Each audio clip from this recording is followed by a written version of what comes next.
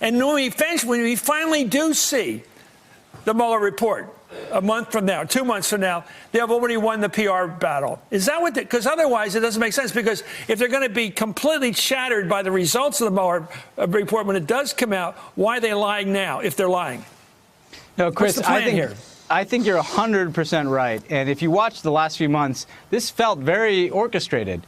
Right after the midterm elections, he fires Jeff Sessions. He puts in place Barr, again, a man who'd written a memo saying that the Mueller investigation was not credible.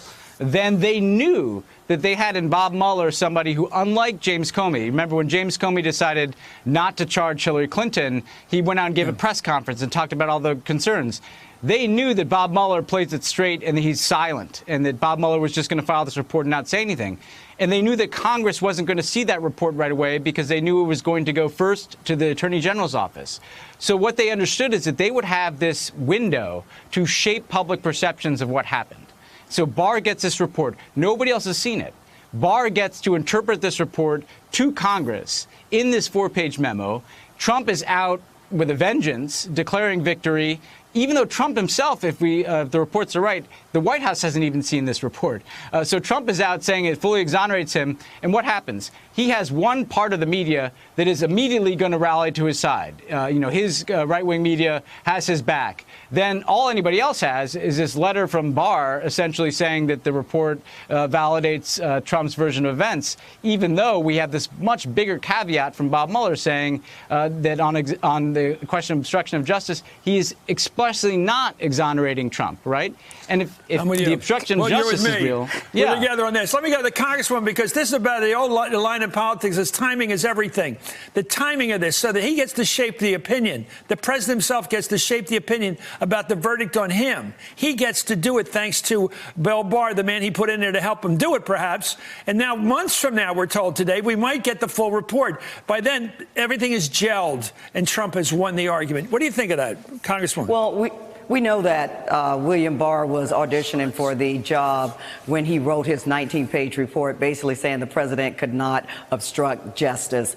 But, if the president has full faith and credit now in the Mueller investigation and the Mueller report, the Mueller investigation also clearly shows that Russia deliberately and intentionally interfered with our election. So maybe the president, while we're waiting for the report to be released, he could spend his time holding Vladimir Putin accountable and making sure that Russia is not able to interfere in our 2020 election.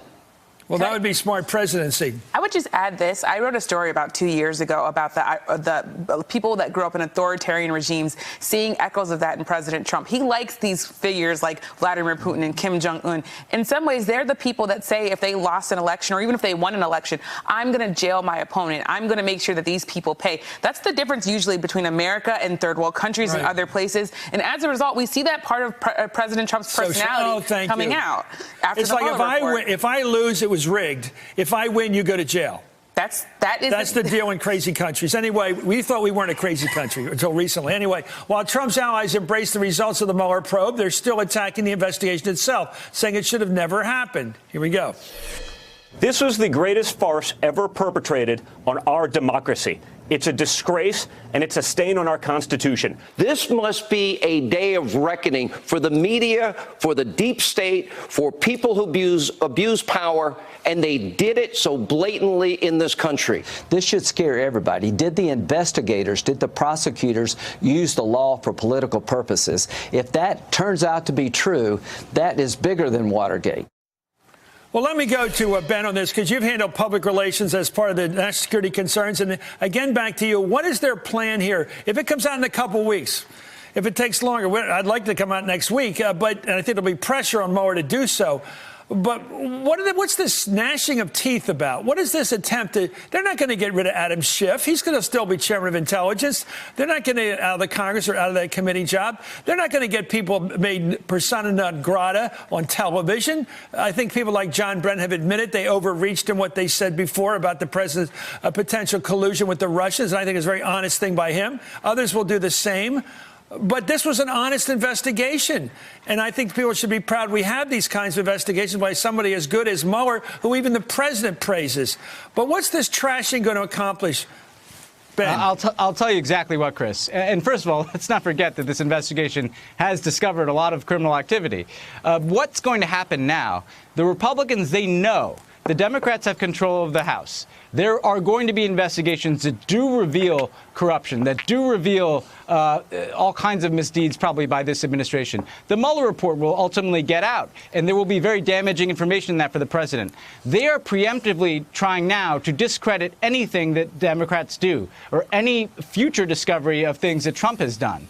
They want to take this moment and use it for maximum purchase, right? So that Trump is the aggrieved party, there's a deep state, there's a witch hunt, and they're trying to color in their supporters' minds whatever happens in the future. This is clearly the PR strategy. They know there's going to be more damaging information. They're trying to get ahead of that and make this just a he said, she said thing. And that Trump's opponents, they're saying, because of this last couple of days and because of Barr's memo, they're using that to say that whatever happens from now on is just an extension of this deep state exercise. And it's a classic muddy the waters kind of strategy. Yeah, I think so. Well, I think the politics of resentment, which the president is a champion of, resentment, make him a victim. Needs more and more reasons for aggrievement. Thank you so much. U.S. Congresswoman Val Demings and Yamiche Alcindor, as always. Hey there, I'm Chris Hayes from MSNBC. Thanks for watching MSNBC on YouTube. If you want to keep up to date with the videos we're putting out, you can click subscribe just below me or click over on this list to see lots of other great videos.